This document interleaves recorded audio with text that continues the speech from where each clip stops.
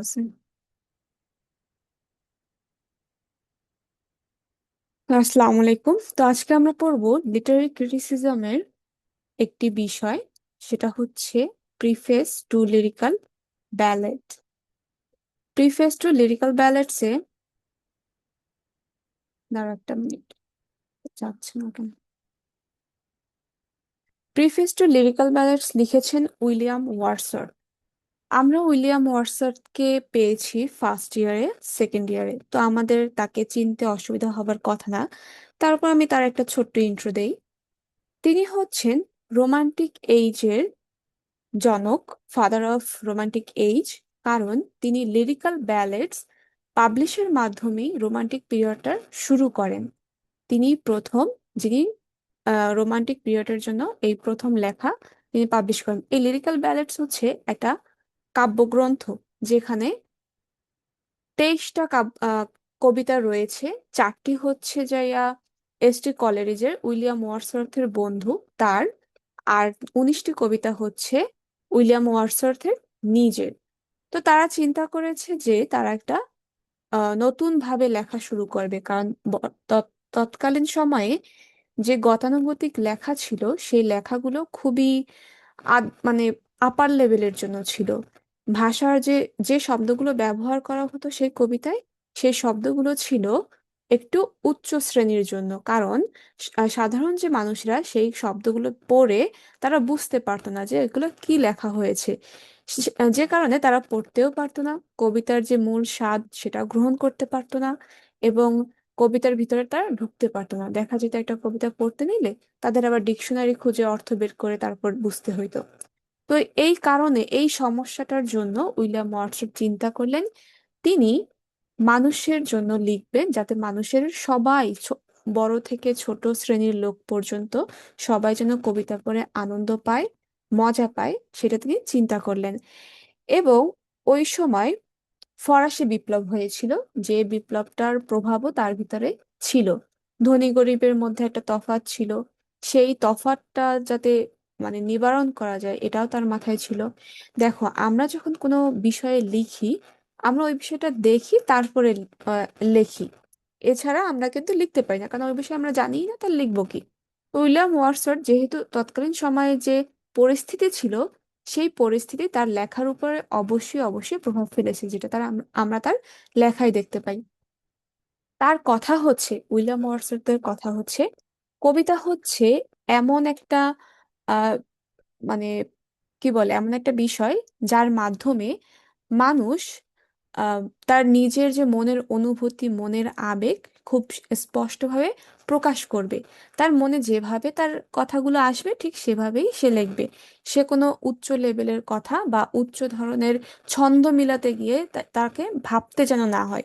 তিনি তার আবেগকে প্রকাশ করবেন, একজন ব্যক্তি তার মূল যে আবেগ সেটা তার কথার মাধ্যমে প্রকাশ করবেন, এটা তার বিশ্বাস। এখন লিরিক্যাল ব্যালেডস, এই যে কাব্যগ্রন্থটি, এটি 1798 সালে পাবলিশ করা হয়। এখন দেখো, 1798 অর্থাৎ 18 শতাব্দীর শেষে, শেষের 2 বছর পূর্বে আর কি। 18 শতাব্দী তোমরা যদি না জেনে থাকো তাহলে বলি, 1701 থেকে 1800 পর্যন্ত 18 শতাব্দী, ঠিক আছে। তো 1798 সালে তিনি এই লিরিক্যাল ব্যালেডস পাবলিশ করেন। কি কি সমন্বয়ে? 23টি কবিতার সমন্বয়ে। 4টি হচ্ছে এস.টি. কলেরিজের, 19টি হচ্ছে উইলিয়াম ওয়ার্ডসওয়ার্থের। সেকেন্ড ইয়ারে আমরা যে তিনটার নামে পড়েছি এই লিরিক্যাল ব্যালেডসের, ওটাও একটা কবিতা। এখন দেখো, এছাড়াও আমি একটি কথা বলি। এই যে লিরিক্যাল ব্যালেডস, তৎকালীন সময়ে যে নিউ ক্লাসিক্যাল যে পোয়েটরা ছিল, তারা লিখতেন একটু অন্য টাইপের লেখা, মানে তারা এরকম হায়ার লেভেলের লেখা লিখতেন, উচ্চ শ্রেণীর মানুষদের জন্য লিখতেন। তো যখন এই লিরিক্যাল ব্যালেড পাবলিশ করা হয়, সবার মনে একটা, এই যে কাব্যগ্রন্থের কথা বলতেছি, কিন্তু এই কাব্যগ্রন্থ যখন পাবলিশ করা হয়, সবার মনে একটা কোশ্চেন যাক, মানে সবাই সমালোচনা শুরু করে যে এটা কেমন লেখা, এটা কি ধরনের লেখা হয়েছে, এটা কোনো লেখার মধ্যে পড়ে, এটার কারণ কি, মানে ওটা নিয়ে একটা কথা শুরু হয়। তখন উইলিয়াম ওয়ার্ডসওয়ার্থ চিন্তা করলেন যে উনি আহ, একটা প্রিফেস লিখবেন। প্রিফেস হচ্ছে কোনো একটা ভূমিকা, যে এই লিরিক্যাল ব্যালেডসের লেখার কারণ কি, সেই কারণটা ব্যাখ্যা করে তিনি একটি প্রিফেস লিখবেন।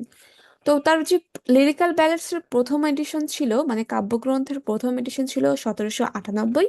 পরে 1800 সালে যখন আবার ওইটার দ্বিতীয় এডিশন বের করে, সেই এডিশনে প্রিফেস যোগ করে দেন শুরুতে। ভূমিকা কি, প্রত্যেকটা জিনিসের শুরুতে থাকে না? তো লিরিক্যাল ব্যালেন্সের যে দ্বিতীয় যে ভার্সনটা বের হয়, এডিশনটা বের হয়, সেখানে প্রিফেসটা অ্যাড করে দেন। সেই 1800 সালে যখন তিনি দেন, ওখানে তারপরও ছোট আকারে তিনি ব্যাখ্যাটা দেন। এর পরবর্তীতে 1802 সালে তিনি খুব ব্যাখ্যার সাথে অনেক সুন্দরভাবে প্রিফেসটা লিখে তারপরে আবার পাবলিশ করেন। সেটা হচ্ছে 1802 সালে, মানে 19 শতাব্দীতে, 19 শতাব্দীর শুরুতে। এখন দেখো, এই ব্যাকগ্রাউন্ড কি বোঝা গেছে? একটু বলো তো, এই ব্যাকগ্রাউন্ড কি বোঝা গেছে? একটু বলো, দ্রুত বলো একটু। যাচ্ছে আচ্ছা, তো। আচ্ছা, ঠিক আছে। এই হচ্ছে মূল কাহিনী। এখন আমাদের কি আছে? আমাদের আছে প্রিফেস টু লিরিক্যাল ব্যালেট, মানে লিরিক্যাল ব্যালেটে যে প্রিফেসটা ছিল, সেই বিষয়টাই আমাদেরকে জানতে হবে, যে ওখানে তিনি কি লিখেছিলেন এবং কি বিষয়ে লিখেছিলেন, সেটা আমাদের জানার বিষয়। এবং ওই বিষয় নিয়ে আমাদেরকে কোশ্চেনে অ্যান্সার করতে হবে। এখন দেখো, এই যে প্রিফেস টু লিরিক্যাল ব্যালেট, এখানে লেখা আছে যে 1798 সালে এটি পাবলিশ করা হয়। আমি যেটা এইমাত্র তথ্য দিলাম, এখানে সেই তথ্যগুলোই দেয়া আছে। আমি আবারও বলছি, লিরিক্যাল ব্যালেন্স প্রথম প্রকাশিত হয় 1798 সালে। এটি যৌথভাবে রচনা করেন উইলিয়াম ওয়ার্ডসওয়ার্থ এবং স্যামুয়েল টেইলর কলেরিজ, তার বন্ধু তিনি। পরে 1800 সালে ওয়ার্ডসওয়ার্থ এই গ্রন্থের সঙ্গে প্রিফেস যোগ করেন, মানে এটা হচ্ছে লিরিক্যাল ব্যালেন্সের দ্বিতীয় এডিশন, তখন যোগ করেন প্রথম। এরপরে এই গ্রন্থের সাথে যখন প্রিফেস যোগ করেন, সেটা ছিল শর্টে। পরবর্তীতে 1802 সালে তিনি বিস্তৃত আকারে একটু প্রিফেসটা লেখেন। এই প্রিফেসকে রোমান্টিক এজের ম্যানিফেস্টো বলা হয়, কারণ এখানে রোমান্টিক পোয়েট্রির মূল নীতিগুলো ব্যাখ্যা করা হয়েছে। সেই ব্যাখ্যার ভিতরে কি ছিল দেখো, এই যে common life, nature, imagination and emotion, এই সব কিছুই ছিল কি রোমান্টিক পিরিয়ডের যে লেখকরা তাদের উপাদান। এখন মনে করতে পারো, মানে যদি তুমি রিলেট করতে চাও, তাহলে দেখবে ইমাজিনেশন, আমরা এসটি কলেরিজের যে rhyme of the ancient mariner পড়েছি, সেখানে তার ইমাজিনেশন পাওয়ারটা আমরা দেখেছি। তারপর সুপার ন্যাচারালিটিও দেখেছি। এই সুপার ন্যাচারালিটিও কিন্তু একটা আম, কি বলে বিষয় বা থিম এই রোমান্টিক এইজের। তারপর ইমোশন, আবেগ তো আমরা মানে ভরে ভরে দেখেছি। এই যেমন উইলিয়াম ওয়ার্ডসওয়ার্থের লেখায় বলো, পার্সি বিশি শেলির লেখায় বলো, বা জন কিটসের। আমি আগেই বলি, ফার্স্ট জেনারেশন মানে রোমান্টিক পিরিয়ডের ফার্স্ট জেনারেশনের যে পোয়েট, তারা হচ্ছেন দুইজন। সে হচ্ছে উইলিয়াম ওয়ার্ডসওয়ার্থ আর এসটি কলেরিজ। তার পরবর্তী জেনারেশন হচ্ছে Percy Bysshe Shelley, John Keats, William Blake, আর একজন কে যেন ছিল, নামটা আমার মানে মনে আসতেছে না। তোমরা পড়ছো অবশ্যই, কারণ আমাদের সিলেবাসে আছে তাদের নাম। এখন দেখো, আর হচ্ছে কি প্রকৃতি, এর একদম জলজান্ত উদাহরণ আমাদের উইলিয়াম ওয়ার্ডসওয়ার্থের যে লেখাগুলো, সেগুলো। এই লিটারারি ক্রিটিসিজম যখন লিখবে, তখন তোমরা যদি এই বিষয়গুলো আলোচনা করতে হয়, অবশ্য লাগবে না আলোচনা করা, কারণ এখানে তো মেইনলি আমাদের প্রিফেস নিয়ে আলোচনা। তো এগুলোর আলোচনা লাগবে না, শুধুমাত্র বলবা যে এই প্রিফেসে আমাদের এই থিমগুলো উঠে এসেছে, কাদের কারণে আসছে বা তাদের উদাহরণটা না দরকার নেই, এটা শুধু জানার জন্য আমি বললাম। এখন দেখো, এর হিস্টোরিক্যাল ব্যাকগ্রাউন্ড দেখো। নিউ ক্লাসিক্যাল যুগে, এই যে নিউ ক্লাসিসিজমের কথা আমি বললাম, সে সময় ছিল কি কবিতায় কৃত্রিমতা ছিল, কৃত্রিম ভাবে উপস্থাপন করতো লেখকরা, কবিরা। মানে বলতে গেলে এক কথায় বড় বড় মানে ধনীদের পাম দিয়ে তারপর লিখতো এরকম। আবার খুব কঠিন কঠিন ওয়ার্ডে লিখতো। তারপর নিয়মের কঠোরতা ছিল, অলংকারপূর্ণ ভাষা ছিল, মানে সেখানে তোমাকে অনেক ছন্দ মিল রেখে লিখতেই হবে। যুক্তির প্রাধান্য ছিল সেখানে, কি বলে, আবেগের থেকে যুক্তির প্রাধান্যটা বেশি ছিল। তারপর হিরোইক কাপলেট ছিল। আবার দেখো, আর ওয়ার্ডসওয়ার্থ এই সব কিছুর বিরোধিতা করেন। তিনি মনে করেন যে কবিতা হবে সহজ, স্বাভাবিক, আবেগপূর্ণ, প্রকৃতি নির্ভর, সাধারণ মানুষের জীবনের প্রতিফলন। তিনি এটা মনে করতেন। মানে ওয়ার্ডসওয়ার্থ ওই সবকিছুর বিরোধিতা করে তিনি বলেন যে মানে তিনি বিশ্বাস করতেন কবিতা এরকম হওয়া উচিত। এখন দেখো, দুই নাম্বার কথা হচ্ছে এই যে influence of French revolution, French রেভলিউশনের একটা ইনফ্লুয়েন্স ছিল। এখানে আরেকটা পার্ট মনে হয় ছিল, সেটা মিস হয়ে গেছে। প্রথম আমি স্লাইড রেডি করার সময় একটা পার্ট মিস হয়েছে, সেটা আমি এমনি বলতেছি। যে নিউ ক্লাসিসিজমের বিরুদ্ধে প্রতিক্রিয়া প্রকাশ করেন, সেটা হচ্ছে নিউ ক্লাসিক্যাল কবিরা কবিতায় রিজন বা যুক্তিকে বেশি গুরুত্ব দিত, আর্টিফিশিয়াল পোয়েটিক ডিকশন ব্যবহার করত, উচ্চবিত্ত ও নগর জীবনকে তুলে ধরতো। ওয়ারসওয়ার্থ মনে করতেন এতে মানুষের প্রকৃত অনুভূতি হারিয়ে গেছে, তাই তিনি কবিতাকে সাধারণ মানুষের জীবনের কাছে ফিরিয়ে আনেন। এক কথায় বোঝা গেছে, মানে তিনি চাইছেন যে কবিতা যেন প্রত্যেক মানুষের কাছে পৌঁছায়, শুধুমাত্র আপার লেভেলের মানুষের কাছে নয়। এর পরবর্তীতে দেখো, দুই নাম্বার কথা হচ্ছে ফ্রেঞ্চ রেভলিউশন। ফ্রেঞ্চ রেভলিউশনের একটা প্রভাব ছিল। ফ্রেঞ্চ রেভলিউশন শুরু হয় 1789 সালে, আর যেটা শেষ হয় 1799 সালে। মানে দীর্ঘ 10 বছর এটা ঘটে। আচ্ছা, ইন্টারনেট কানেকশনে কি প্রবলেম হইতেছে? তোমরা কি শুনতে পাইতেছো? আমার এখানে লেখা আসছে যে ইন্টারনেট কানেকশনের প্রবলেম। না, শোনা যাচ্ছে ঠিক। আচ্ছা, ঠিক আছে। এখন দেখো, তো ফ্রেঞ্চ রেভলিউশনে মানুষের মনের সৃষ্টি করে স্বাধীনতার, মানে 1789 সালের যে ফ্রেঞ্চ রেভলিউশন হয়, সেটি মানুষের মনে সৃষ্টি করে স্বাধীনতার চেতনা, সাম্যের ধারণা, মানবতার মূল্যবোধ। আর রোমান্টিক কবিরা সাধারণ মানুষের গুরুত্ব উপলব্ধি করেন, এজন্য ওয়াটসন গ্রামীণ সাধারণ মানুষকে কবিতার বিষয় করেন। এতটুকু বোঝা গেছে? আচ্ছা, মিতু একটু বললো যে বোঝা গেছে কিনা, কারণ তুমি যে আছো সেটা বুঝতেছি না আমি। হ্যাঁ আপু, বোঝা যাচ্ছে। আচ্ছা, ঠিক আছে। এখন দেখো, হ্যাঁ হ্যাঁ, বোঝা যাচ্ছে। Industrial revolution, industrialisation created. এখন দেখো, ইন্ডাস্ট্রিয়াল রেভলিউশন সম্পর্কে তো আমরা সবাই জানি। যখন কলকারখানা হয় এবং অনেক শ্রমিক নিয়োগ দেওয়া হয়, মানে অনেক কর্মস্থল হয়, কর্মস্থলের কারণে কি শহরে নগরায়নের সৃষ্টি হয়, কারণ গ্রাম থেকে মানুষ শহরে উঠে আসে সবাই জবের জন্য। এবং শহরে কি একটা বিশেষ করে একটা সকলে মিলে একটা গ্যাদারিং টাইপের হয়, যে কারণে মানে বিশৃঙ্খলাও হয়, আবার মানুষের মধ্যে টাকার মানে কর্ম বেশি থাকে কিন্তু টাকা কম পায়, যেহেতু লোক বেশি হয় তারা কাজ পায় কিন্তু তাদের টাকা কমাইতে হয়, কারণ কি তারা লোক বেশি হয়ে যায়। তো এই বিষয়গুলো তো তোমরা জানো, কারণ এগুলো আমরা ছোটবেলায় পড়েছি, বিজ্ঞান বইতেও ছিল। এখন দেখো, শিল্প বিপ্লবের ফলে এই ইন্ডাস্ট্রিয়ালাইজেশন বা ইন্ডাস্ট্রিয়াল রেভলিউশন হচ্ছে শিল্প বিপ্লব।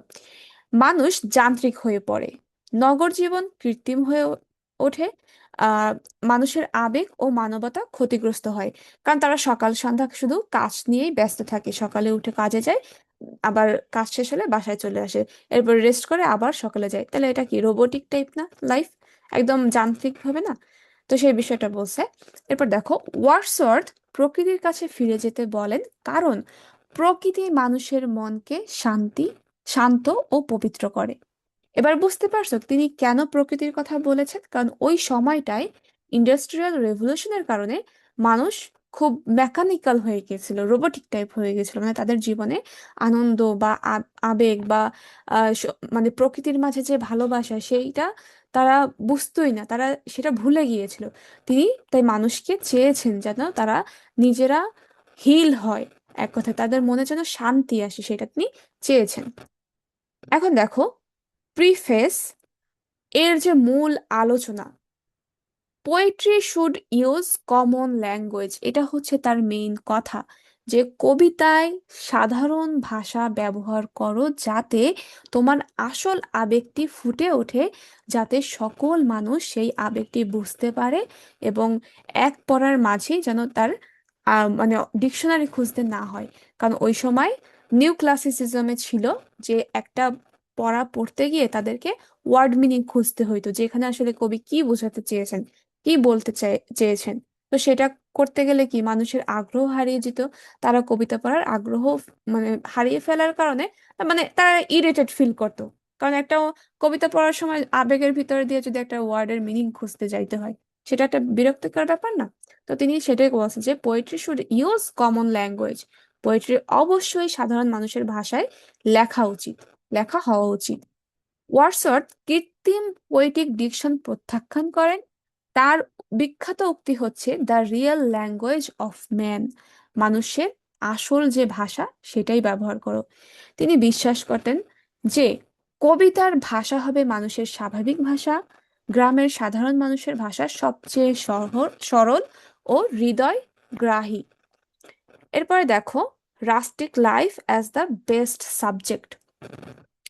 তিনি গ্রামীণ জীবনকে আর কি মূল মানে সব থেকে ভালো একটা বিষয় হিসেবে তুলে ধরেছেন। তিনি বলেন যে low and rustic life was generally chosen. তার কথা হচ্ছে গ্রামীণ মানুষের আবেগ সরল, তারা প্রকৃতির কাছাকাছি থাকে, তাদের অনুভূতি অকৃত্রিম। তাই গ্রামীণ জীবন কবিতার উপযুক্ত বিষয়। According to him, city life corrupts human feelings, but rustic life preserves purity. যে শহরে যে জীবন সেটা মানুষকে দুর্নীতিবিদ করে তোলে, বা তাদের যে অনুভূতি সেটাকে আসলে নষ্ট করে ফেলে। আর গ্রামীণ জীবনটা তাদের যে আত্মার যে শান্তির যে আহ মানে অনুভূতি বা আবেগ সেটাকে পবিত্রতা দান করে, এটা বলছে। এরপর দেখো এটা হচ্ছে সব থেকে ইম্পর্ট্যান্ট একটা কোটেশন। এই যে এতটুকু, এই দেখো, poetry is the spontaneous overflow of powerful feelings, takes its origin from emotion recollected in tranquility। এই যে লাইনটা, poetry is the spontaneous overflow of powerful feelings, এই লাইনটা তুমি সব জায়গায় পাবা, এমনকি চাকরির পরীক্ষায় যাইও পাবা এরকম, মানে একদম মুখস্থ। এই লাইনটা একদম মুখস্থ করে ফেলবা। এবং ভাইবা বোর্ডে যখন ফোর্থ ইয়ারের ভাইবা হবে, বা তোমাদের কলেজে যদি ভাইবা হয়ে থাকে, মানে থার্ড ইয়ারেও যদি নিয়ে থাকে তারা, অনেক কলেজে নেয়, তো সেক্ষেত্রে এটা জিজ্ঞেস করতে পারে। কারণ এইটা হচ্ছে একটা ফেমাস লাইন যে poetry is the spontaneous overflow of powerful feelings, মানে শক্তিশালী অনুভূতির যে তাৎক্ষণিক যে একটা প্রকাশ, সেটাই হচ্ছে আসলে কবিতা। এটা হচ্ছে আবেগের মাধ্যমে সৃষ্টি হবে, এটা কোনো চিন্তার মাধ্যমে নয় বা লজিক্যাল ওয়েতে নয়। এটা আর কি ওয়াটসন বলতে চেয়েছেন। এর অর্থ হচ্ছে the poet experience deep emotion, কবিরা তাদের অভিজ্ঞতার মাধ্যমে তারা গভীর যে আবেগ সেটা অনুভব করবেন এবং সেভাবেই তারা লিখবেন, এবং পরবর্তীতে যে শান্তভাবে তিনি সেটা মনে করবেন আর সেটা লিখবেন। যেমন ধরো উইলিয়াম ওয়াটসন নিজেই, তিনি যে টিন্টার ন্যাবেতে গিয়েছিলেন, সেকেন্ড ইয়ারে পড়েছো, সেই টিন্টার ন্যাবেতে কিন্তু 5 বছর পূর্বে গিয়েছিল, তারপরে 5 বছর পর আবার ওখানে গিয়েছেন। তো সেই 5 বছর আগের কথা মনে করতে করতে তিনি ওই কবিতাটা লিখেছেন। তো তিনি কি একটা সময় তিনি ওই অভিজ্ঞতা অর্জন করেছেন, সেই আবেগটা তিনি পরে আবার মনে করতে করতে শান্তভাবে সেই আবেগগুলো তিনি খাতায় তুলেছেন। এইটা কিন্তু একটা বিশাল বিষয়, তুমি যদি একটু গভীরভাবে ভাবো। আমরা যে কাজটা আগে ব্রেনে করি বা আমরা যে কাজটা ভাবি, সেই কাজটা যখন পরবর্তীতে আবার করি, মানে করতে নেই বাস্তবে, সে কাজটা কিন্তু খুব দ্রুত হয়।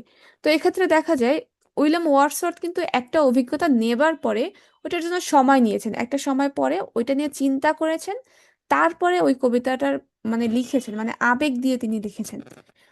আচ্ছা দেখো, রিফ্লেকশন রিক্রিয়েটস দ্য ইমোশন, প্রতিফলনই মানে রিফ্লেকশন রিক্রিয়েটস দ্য ইমোশন। এটার কথা হচ্ছে যে স্মৃতির মাধ্যমে আবেগ আবার জেগে ওঠে, এটা বুঝাইছে। এরপরে দেখো, আর তখনই কবিতা সৃষ্টি হয়।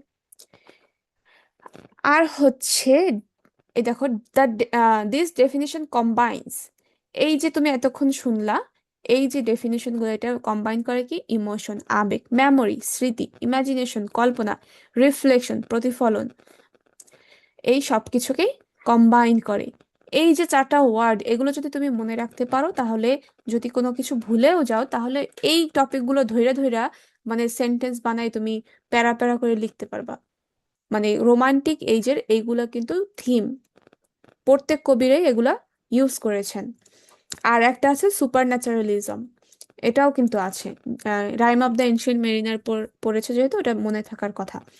এখন দেখো রোল অফ দ্য পোয়েট, তিনি এটাও বলেছেন যে কবিদের যে কি রোল, মানে একজন কবির সমাজের উপর তার অবদানটা কি বা তার ভূমিকাটা কি সেটা বলেছেন। তিনি বলেছেন a man speaking to men, একজন মানুষ, কবি হচ্ছেন একজন মানুষ যিনি অনেক মানুষের সাথে কথা বলছেন।